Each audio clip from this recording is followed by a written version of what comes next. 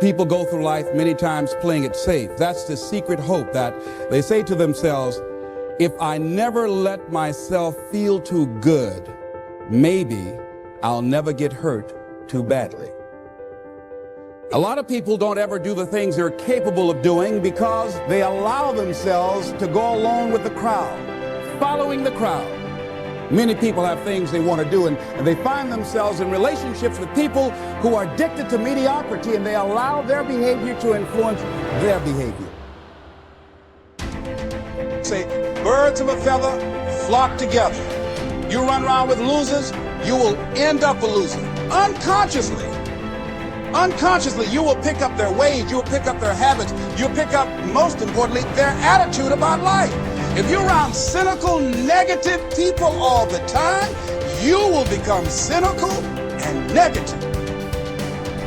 You don't need to be a part of a crowd to know who you are inside. Because everything that everybody else is doing doesn't necessarily mean that it's good for you.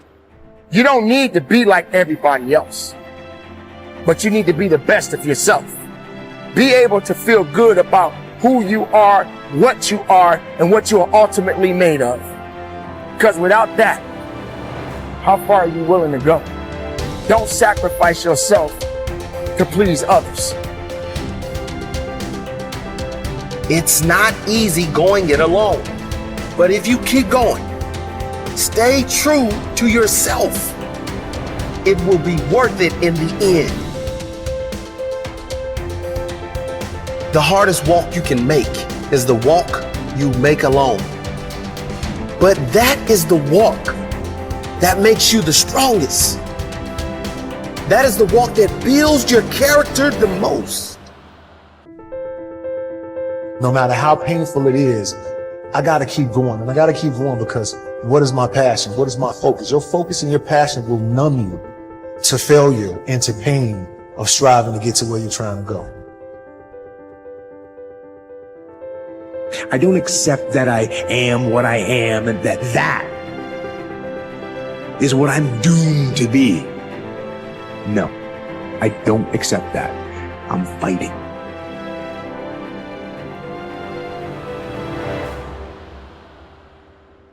As you begin to look toward the future and take inventory of yourself, what is it about you right now that you've got to leave this behind? Because this no longer fits.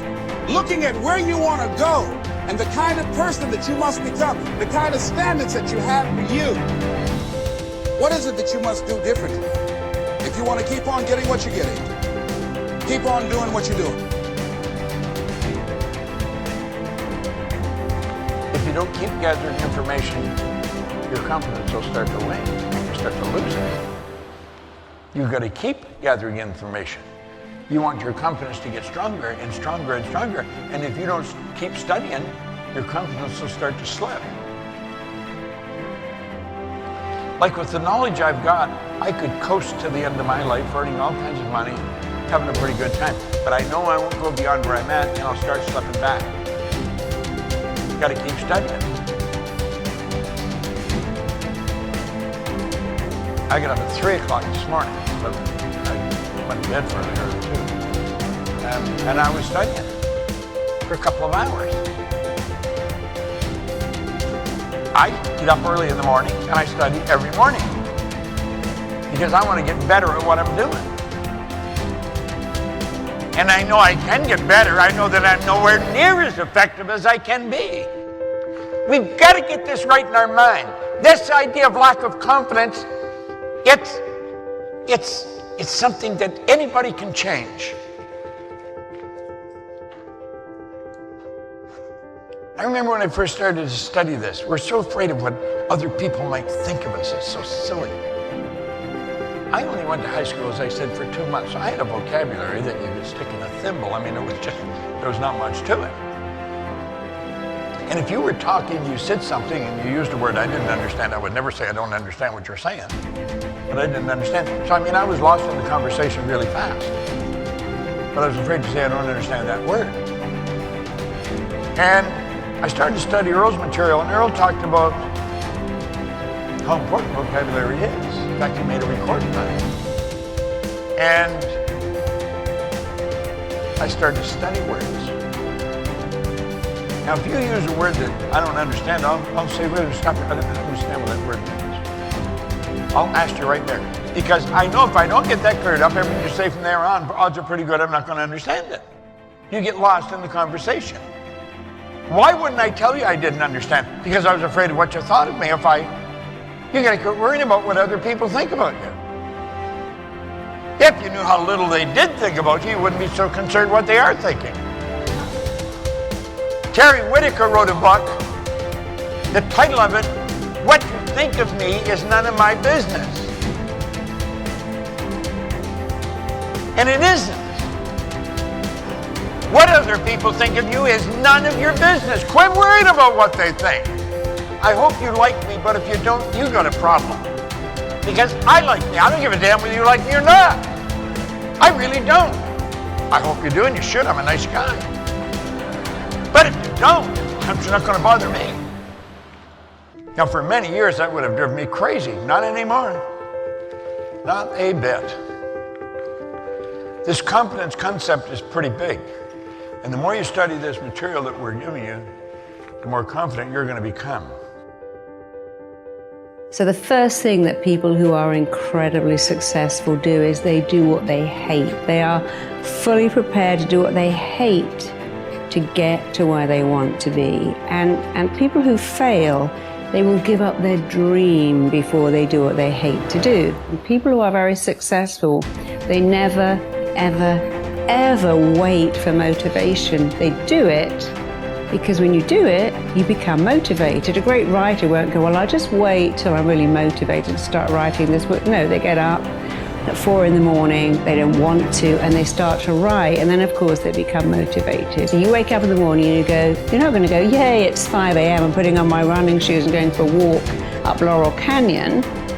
Of course you're not going to do that. You're going to wake up and go, God, I really hate working out. But Marisa said, successful people do what they hate to get to where they want to be. Because of course the wonderful thing is that when you do what you hate first enough times, it starts to become natural. Like, I've got to do my taxes, I'll do that first thing. I've got to confront someone, I'll do it first. And so I still to this day wake up and think, oh, I don't really want to do that, so I'm going to do it first, because what I do want is to belong to that group of very, very successful people. So I know what the membership is. And every time I don't want to do something, I think, I don't want to do it, but what I do want is to belong to that group, so I'm doing it first. And it's a great way of thinking, because it starts to move you around wanting to do it for all the right reasons. Many, many years ago, I met someone who wanted to be a rock star. That was his ambition. He actually particularly wanted to be a drummer. And he was a very young married man with 2 children to support. And he was going for a lot of auditions. And of course, all the auditions take place during the day. And every time he had a job, they wouldn't let him take time off. So he decided he would have to work nights in order to audition during the day.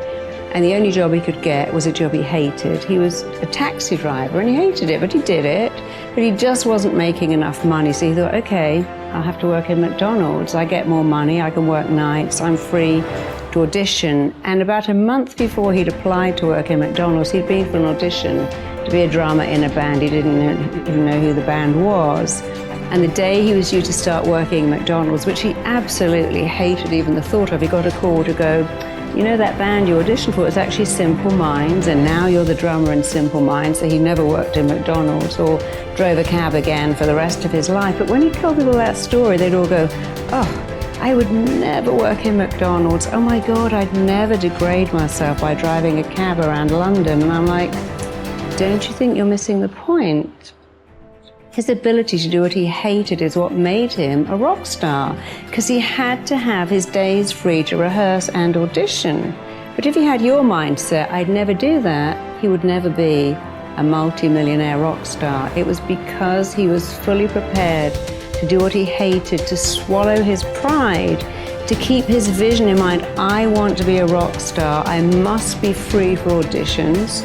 How can I do that? Well, I have to work as a cab driver and in a fast food restaurant, which I hate, but I'm going to do it because it's going to take me to my goal. And it did. But the people who laughed at him and said, I wouldn't do that, None of them are rock star.